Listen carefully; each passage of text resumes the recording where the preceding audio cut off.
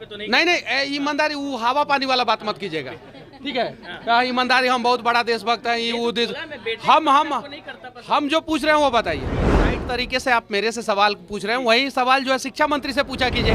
जिन जिन लोगों का बेटा का भविष्य बिहार यूनिवर्सिटी में बर्बाद हो रहा है, वो सभी लोग बिहार यूनिवर्सिटी के गेट पे धरने के लिए सिर्फ और सिर्फ जो है 6 घंटा बैठ ना जाए। आप 2020 में राजनीति में थे पहले, फिर ऐसा क्या मोटिवेशन आया कि आपको राजनीति छोड़ के वापस अब पत्रकारिता में आ गए? मतलब कि झूठ बोलूं या सही बोलूं? और देखिए, अगर आप पत्रकारिता करना चाहते हैं तो सिर्फ और सिर्फ आपके पास 2 चीज होना जरूरी है। आज कोई भी पत्रकारिता जगत में आता है तो आज 2 चैनल को वो ध्यान देखता है। एक ललन टॉप जो डाटा फैक्ट्स नॉलेज बेसिस पे बात करता है, एक आपका स्टाइल है मनीष कश्यप जी, सिस्टम की कमियों को निकाल के बाहर रखता है।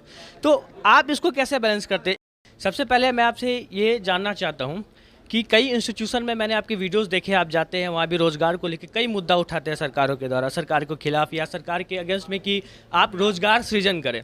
तो आप कैसे देखते हैं, एक स्टूडेंट के तौर पे लोगों को कैसे मोटिवेट करेंगे कि आप रोज़गार की तरफ जाए, नौकरी की तरफ जाए, या ऐसे व्यापार लगा कि कई लोगों को रोज़गार दें? हर लड़का को रोज़गार चाहिए, और शॉपिंग करने के दौरान जो है वो लोग ऑनलाइन शॉपिंग पे जोड़ देते हैं। जब ऑनलाइन शॉपिंग पे जोड़ दीजिएगा तो बहुत सारी चीज़ें लिमिटेड हो जाएगी।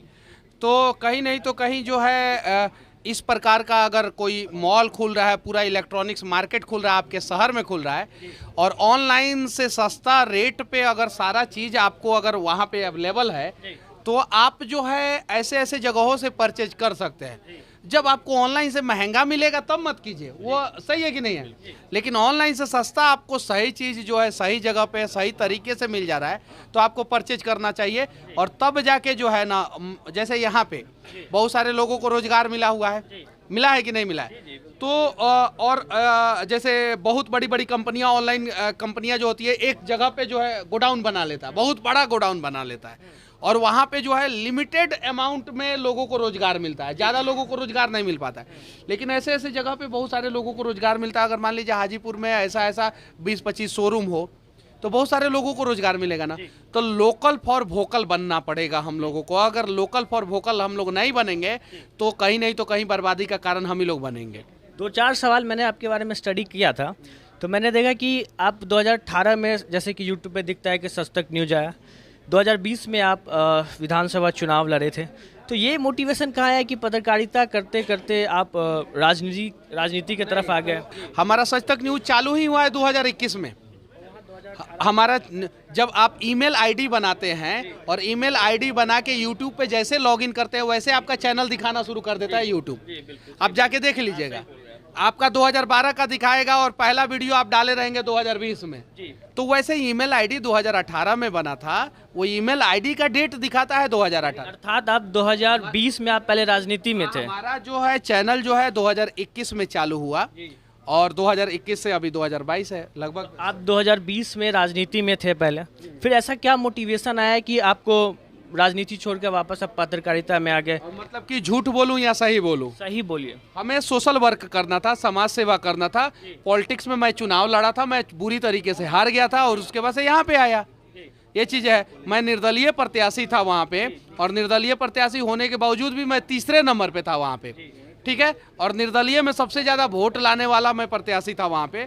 किसी पार्टी को मेरी बातें हजम नहीं हुई, निर्दलीय मैं चुनाव लड़ा, हारा वहाँ पे, और उसके बाद से मैं सोचा कि इससे भी बड़ा काम करूँगा, और उससे बड़ा काम कर रहा हूँ मैं।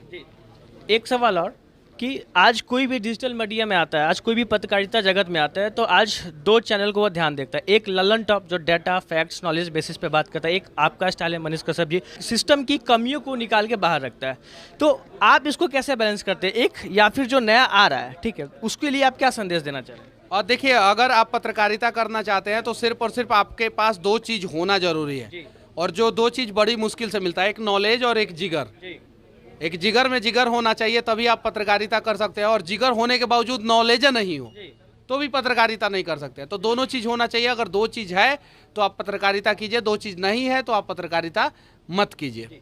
आज कुछ लोग जो है 2 तरीके से बट गए, 2 तरीके की अवधारणा रख रहे हैं, आइडियोलॉजी रख रहे हैं। एक जिनको ये लग रहा है कि जो सिस्टम की मार झेल चुके हैं उनके लिए मनीष कश्यप भगवान जैसा है। एक जो सिस्टम के सपोर्टर है या सिस्टम में है तो उनको लगता है कि ये इनका स्टाइल ठीक नहीं है या वगैरह वगैरह। इसको आप कैसे बैलेंस करते हैं, क्योंकि सुनते तो आप भी हैं। आपके पिताजी अगर वीडियो होते या किसी सरकारी स्कूल के प्रिंसिपल होते, उनको मैं सस्पेंड करा दिया होता तो आप मुझे पसंद करते? अगर देखा जाए एक बेटे के तौर पे तो नहीं नहीं, ईमानदारी वो हवा पानी वाला बात मत कीजिएगा, ठीक है?